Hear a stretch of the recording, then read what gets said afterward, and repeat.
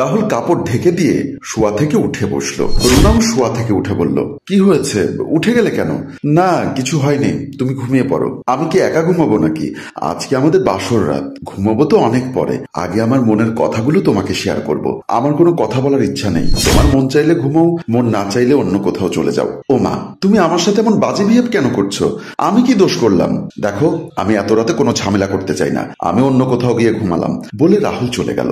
রুনা ভাবছে হঠাৎ করে কি হলো, কিছুই তো বুঝতে পারলাম না। রাহুল রুমের বাইরে গিয়ে বিছানায় শুয়ে পড়লো। সকাল হয়ে গেল, রুনার ঘুম ভাঙলো। দেখলো রাহুল বিছানায় আসেনি। রুনা ভাবছিল রাহুল কিছুক্ষণ পরে সে তার পাশে ঘুমাবে, কিন্তু সারা রাত পার হয়ে গেল, রাহুল আর আসলো না। রুনার মন খারাপ হয়ে গেল, উঠে রুমের থেকে বের হয়ে গেল।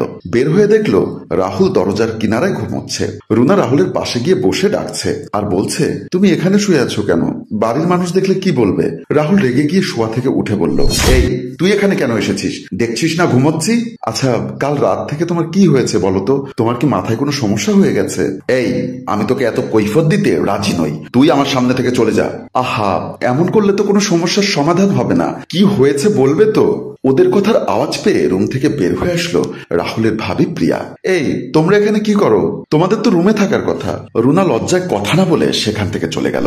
রাহুল বলল, ভাবি এখন আমার মাথা গরম আছে, কিছু বলতে চাই না। যাও তো, তুমি তোমার কাজে যাও, আমি ঘুমাবো। ঘুমাবে মানে? ঘুমোলে তোমার রুমে গিয়ে ঘুমাও, আমি এখানে ঘুমাবো। এটা তোমার বাপের বাড়ি নয়, এটা আমার বাপের বাড়ি। এই কথা শুনে রাহুলের ভাবি আর কিছু না বলে চলে গেল। রাহুলের বড় ভাই সৌরভকে গিয়ে বলল, এই ওঠো তো, তোমার ভাইকে কবিরাজের কাছে নিয়ে যাও। সৌরভ শোয়া থেকে উঠে বলল, কেন, কি হয়েছে রাহুলের? তোমার ভাইয়ের আগে যে রোগটা ছিল ওটা আবার হয়েছে। আবার কি হয়েছে? মাথা খারাপ হয়ে গেছে, সারা রাত মনে হয় আমাদের রুমের দরজার সামনে ঘুমিয়েছে আর আমার সাথে যাতা ব্যবহার করছে। মানে কি? তার তো বাসর ঘরে থাকার কথা, সে বাইরে কেন ঘুমোচ্ছে? বললাম না তার মাথা খারাপ হয়ে গেছে। এতদিন পরে আবারও তার এই রোগটা কেন হলো? শোনো, তুমি তাড়াতাড়ি ওর চিকিৎসা করাও, না হয় তার জন্য আমরা যে বউটা এনেছি বউ কিন্তু চলে যাবে। সৌরভ বলল, আচ্ছা আমি দেখছি, তুমি তার বউকে গিয়ে একটু বোঝাও। সৌরভ বের হয়ে গেল।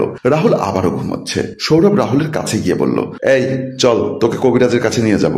রাহুল আবারও রেগে গিয়ে শোয়া থেকে উঠে বলল, এই তোরা কি আমাকে পাগল পেয়েছিস নাকি? আমি কবিরাজের কাছে কেন যাব?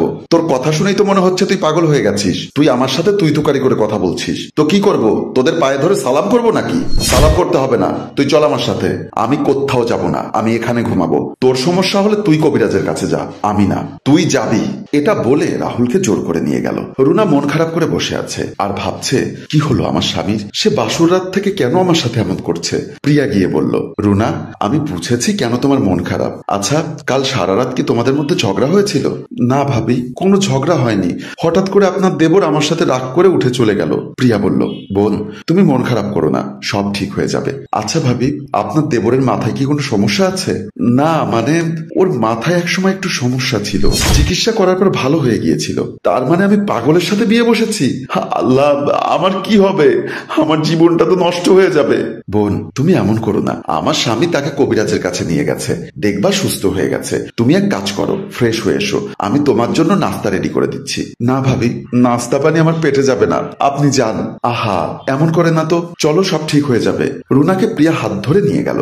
রাহুল তার বন্ধু কলিমের বাসায় গিয়ে দরজায় বাড়ি দিচ্ছে। কলিম বের হয়ে বলল, কিরে রাহুল, তুই কোথা থেকে আসলি? তোকে না আমরা কাল রাতে বাসর ঘরে ঢুকিয়ে দিয়ে আসলাম, আজকে সকালে আবার এখানে চলে আসলি কেন? দোস্ত, আমার কপাল ভেঙে গেছে। কি হয়েছে? বাসর করতে করতে কি বউকে মেরে ফেলেছিস নাকি? দোস্ত, আমি ইয়ার্কি করছি না কিন্তু। আরে বাবা, তো কি হয়েছে বলবি তো?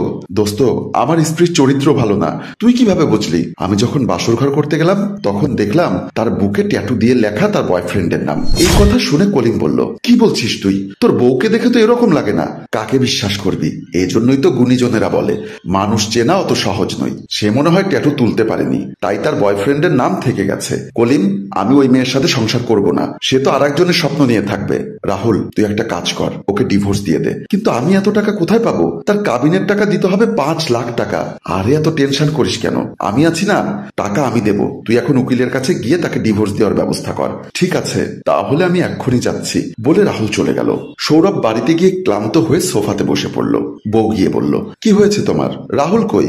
আরে ওই হারামজাদা আমাকে ধাক্কা দিয়ে ফেলে চলে গেছে। কি কি চলে গেছে মানে? এটা কেমন কথা? তুমি তাকে কবিরাজের কাছে নিয়ে যাওনি? নেওয়ার পথেই তো এই ঘটনা ঘটেছে। এখন সে কোথায় যাবে আল্লাহ জানে। সে যদি আগের মতো পাগল হয়ে রাস্তায় রাস্তায় ঘোরে তখন কি হবে? এই তুমি একটা কাজ করো, থানায় গিয়ে একটা নিখোঁজ ডায়েরি করে এসো, তাকে যেন পুলিশ বের করে। হ্যাঁ তুমি ঠিকই বলেছ। এমন সময় সেখানে গিয়ে রুনা বলল, ভাবি আপনারা আমার বাবাকে খবর দিন, আমি চলে যাব। বোন তুমি এমন করছো কেন? একটু ধৈর্য ধরো। ভাবি আপনারা কেন আমার সাথে এত বড় প্রতারণা করছেন? আমার জীবনটা কেন নষ্ট করে দিয়েছেন? আপনার ভাই একজন মানসিক রোগী, তার জন্য আমাকে কেন নিয়ে আসলেন? সৌরভ বলল, বোন আমার ভাই তো সম্পূর্ণ সুস্থ ছিল, হঠাৎ করে কেন আবারও তার মাথায় সমস্যা হয়ে গেল বুঝলাম না। আমার ভাইয়ের যদি বিয়ের আগে মানসিক সমস্যা থাকতো তাহলে আমরা তাকে বিয়ে করাতাম না। আমার কপালে যা ছিল তাই হয়ে গেছে। এখন আপনারা আমার বাবাকে ডেকে আমাকে বাবার কাছে পাঠিয়ে দিন। আচ্ছা একটু রিল্যাক্স হও, আমাদেরকে 1 সপ্তাহ সময় দাও। এর মধ্যে যদি আমরা ভাইকে সুস্থ করতে না পারি তাহলে আর তোমাকে কিছু বলতে হবে না। এই তুমি রুনাকে নিয়ে ভিতরে যাও, আমি থানায় গেলাম বলে সৌরভ চলে গেল। প্রিয়া রুনাকে নিয়ে ভিতরের দিকে গেল। সৌরভ দরজার বের হতেই দেখলো রাহুল একটা কাগজ নিয়ে বাসায় ঢুকেছে। কিরে তুই কোথায় গিয়েছিলি? আমার কাজে আমি গিয়েছিলাম, তোমরা আমার জীবনটা নষ্ট করে দিয়েছো। আমি কি বলেছিলাম তোকে পাগল হয়ে যেতে? হ্যাঁ তোমরাই আমাকে পাগল বানিয়ে দিয়েছো। প্রিয়া আর রুনা সেখানে গেল। প্রিয়া বলল, রাহুল কোথায় গিয়েছিলে তুমি? আমি এই নষ্টা মেয়েকে ডিভোর্স দিতে গিয়েছিলাম। এটা হলো ডিভোর্স পেপার। এই তুই এই ডিভোর্স পেপারে সাইন দে। মানে এসব কি বলছো তুমি? মুখের ভাষা খারাপ করছো কেন? তোর সাথে এর যে ভালো ব্যবহার যায় না। ভাবি জিজ্ঞাসা করলো, কি করেছে সে? যে মেয়ে তার বুকে বয়ফ্রেন্ডের নাম লিখে রাখতে পারে আমি তার সাথে কিভাবে সংসার করব? সৌরভ তুই এসব কি বলছিস? তার মানে অন্য কারোর সাথে খারাপ সম্পর্ক আছে? না ভাইজান, আপনারা শুধু শুধু আমাকে মিথ্যা কলঙ্ক দিচ্ছেন। আমার সাথে কোনো ছেলের রিলেশন ছিল না। এই চুপ, একদম মিথ্যা কথা বলবি না। তোর সাথে যদি কারো খারাপ সম্পর্ক না থাকে তাহলে তোর বুকে কার নাম লিখা? ওটা কার নাম? ওটা আমার মায়ের নাম। আমাকে জন্ম দিয়ে আমার মা এই দুনিয়া ছেড়ে চলে গেছে। আমাকে রাবেয়া নামের এক মহিলা লালন পালন করেন, তিনিও পরে মারা যান। তাই আমি আমার মায়ের নামের প্রথম অক্ষর লিখে রাখি। আমার দুধ মাটা যখন মারা যায় তখন আমার বয়স ছিল 1 বছর 3 মাস। তার চোখ দিয়ে জল গড়িয়ে পড়ে। তাহলে রাহুল তুমি আমাকে এসব কথা আগে বলবে না? তাহলেই তো হয়ে যেত। তোমরা আমাকে মাফ করে দাও। সম্মানিত দর্শক, আমাদের এই গল্পটি যদি আপনাদের ভালো লেগে থাকে তাহলে অবশ্যই লাইক, কমেন্ট এবং শেয়ার করে অন্যদের দেখার সুযোগ করে দিন। ধন্যবাদ। গল্পটির রচনায় আয়ুব মাহমুদ টেম্পু, পরিচালনায় রেজাউল কবির চৌধুরী এবং প্রযোজনায় FA নয়ন চৌধুরী।